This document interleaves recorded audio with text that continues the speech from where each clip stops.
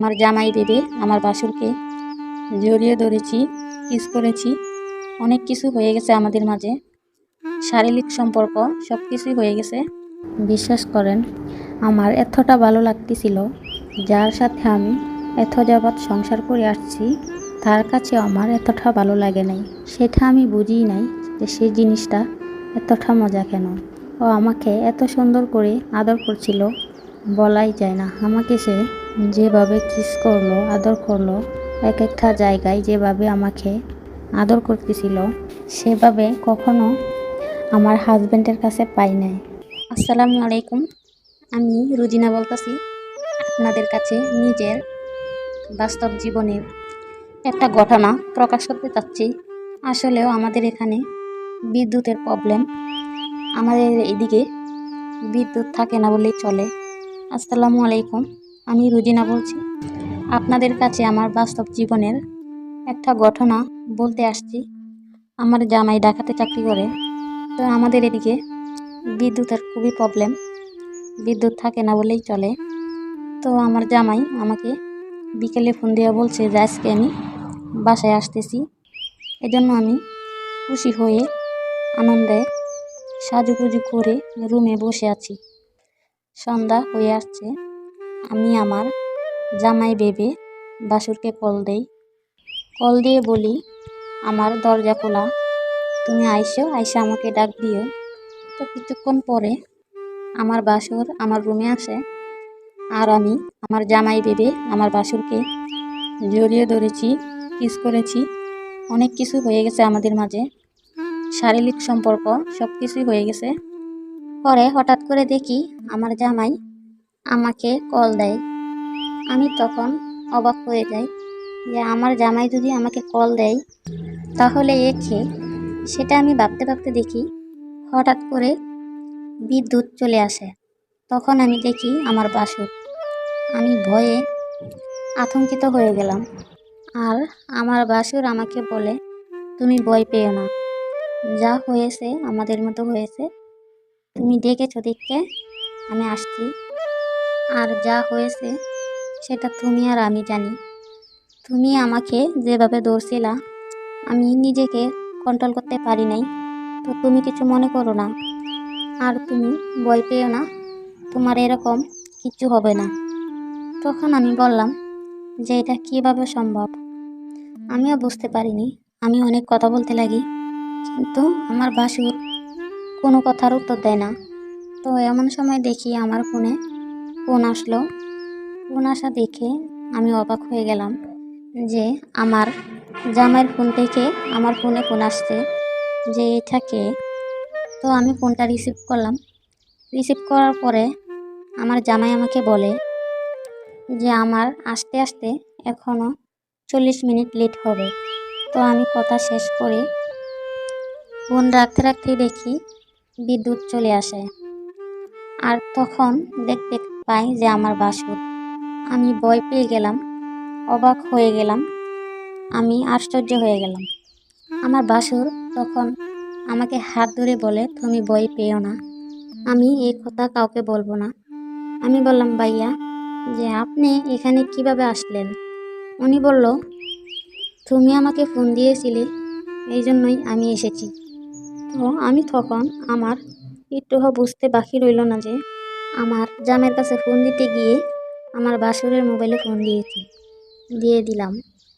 তো তখন আমার বাসুর বলল যে তুমি ভয় পাচ্ছ কেন? তুমি একটুও ভয় পেও না, এই কথাগুলো তুমি আর আমি জানবো, আর কেউ জানবে না, তুমি একটুও ভয় পেও না। উনি আমাকে সান্ত্বনা দিল, কিন্তু আমার মন মানছিল না।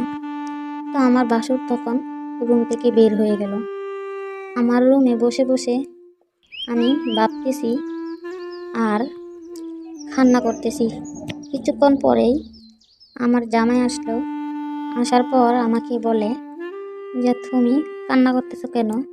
তখন আমি বললাম যে তুমি আসছো দীক্ষা খুশিতে কান্না করতেছি। তো আমার স্বামীকে আমি কিছুই বুঝতে দিই নাই যে ও আসার আগে এরকম দুর্ঘটনা ঘটেছে। তো যাই হোক, ও এসে আমাকে জড়িয়ে ধরলো আর আমি অনেক খুশি হলাম।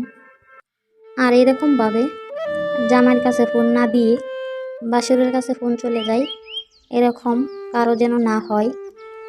তো সবাই একটু সতর্ক থাকবেন, ভালো থাকবেন, আর কিছু বলবো না। আলপনা, আমার বাড়ি মাগুরা। তো আমার বিয়েও হয়েছিল ভালো বড়লোক বাড়িতে। তো সেখানে আমি স্বামীর থেকে নিজে সুখ পেতাম না। তো সেখানে রাগারাগি ঝগড়াঝাটি সবসময় লেগেই থাকতো পরের বাড়ির লোকদের কাছে। কেননা বাসর রাত থেকে শুরু হয় আমাদের ঝগড়া।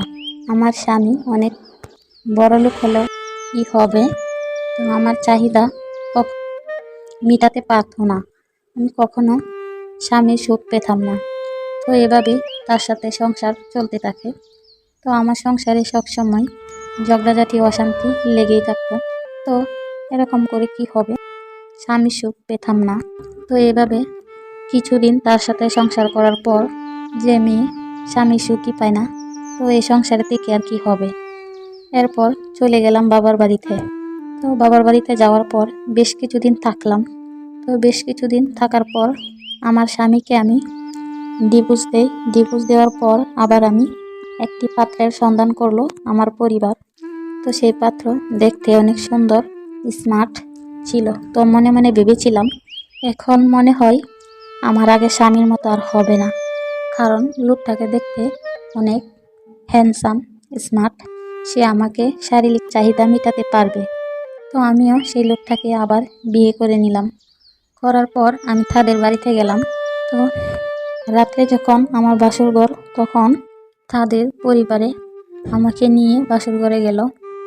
তো আমি বাসর ঘরে গিয়ে অবাক হয়ে থাকি যে আমার প্রথম স্বামী এত বড়লোক হলেও কি হবে।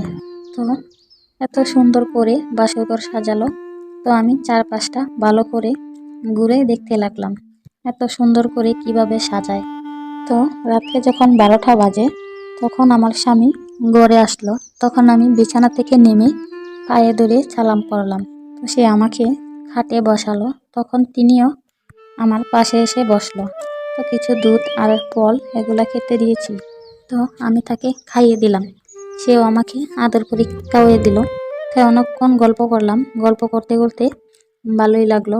গল্প শেষে আমার স্বামী আমাকে বলল যে, দেখো আমি খুব ক্লান্ত।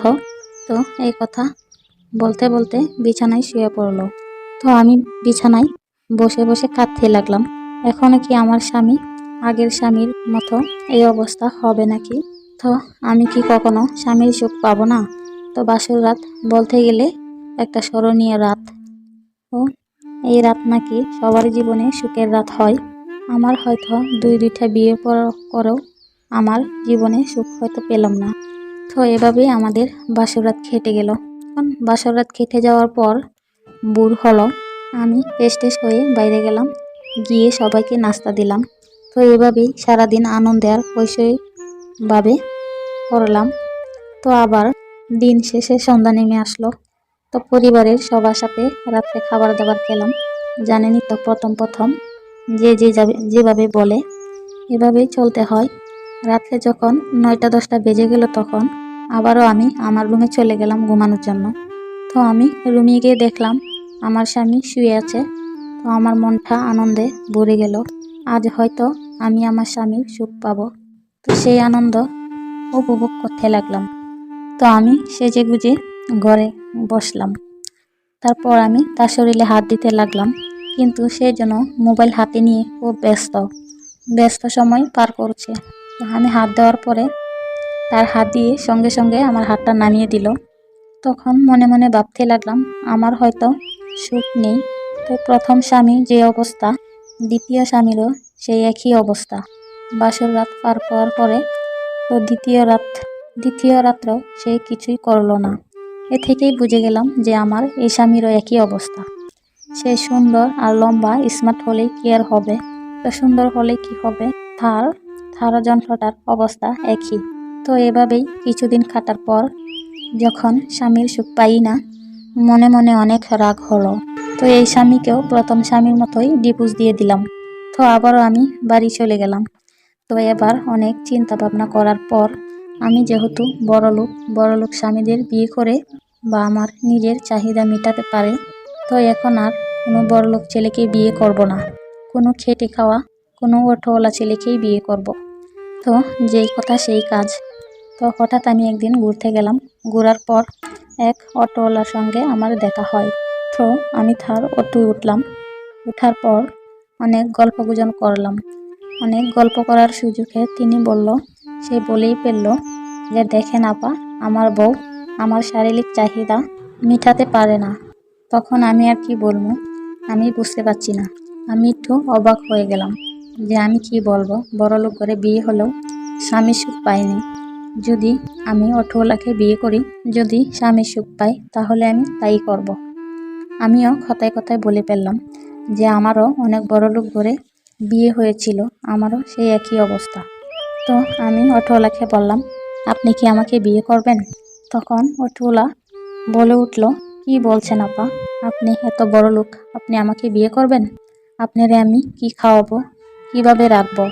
তখন আমি বললাম, তোমাকে আমাকে নিয়ে চিন্তা করতে হবে না, তুমি যদি আমার শারীরিক চাহিদা মেটাতে পারো তাহলেই হবে। তারপর কয়েকদিন যেতে না যেতেই তো অটোওয়ালাকে আমি বিয়ে করলাম। তো প্রথম যেদিন আমার বাসর রাত, তো একটা কথা বলতে ভুলেই গিয়েছিলাম। তো অটোওয়ালার কাছে আমার পরিবার বিয়ে দিতে চাইছিল না, তাই পালিয়ে আমি তাকে বিয়ে করেছিলাম। কেননা আমি মনে মনে ভাবতাম যে আমার জীবনে স্বামীর সুখ, স্বামীর চাহিদা এটাই সব কিছু, আর কিছু না। তাই আমি তাকে বিয়ে করি। যেদিন আমার প্রথম বাসর রাত, তো সে যখন ঘরে ঢুকলো, তো আমার প্রথম স্বামীদের মতো তাকে সম্মান শ্রদ্ধা করলাম, পায়ে হাত দিয়ে সালাম করলাম।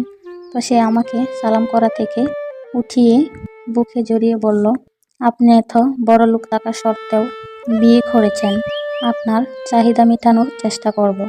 তো সে যখন আমাকে জড়িয়ে ধরলো, তো আমিও অন্যরকম একটা ফিলিংস অনুভব করতে লাগলাম। হয়তো আমার প্রথম স্বামীদের মতো সে হবে না।